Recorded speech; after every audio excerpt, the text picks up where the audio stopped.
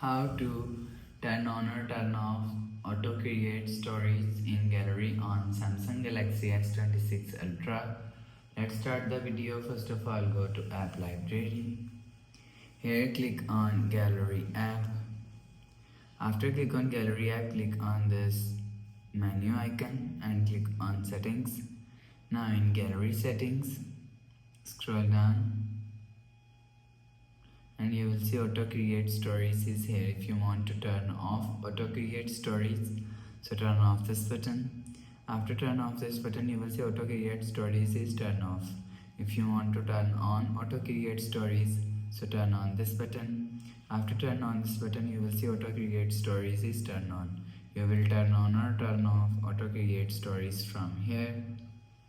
After the process, go back to home screen. So that's how you can turn on or turn off auto create stories in gallery on Samsung Galaxy S26 Ultra.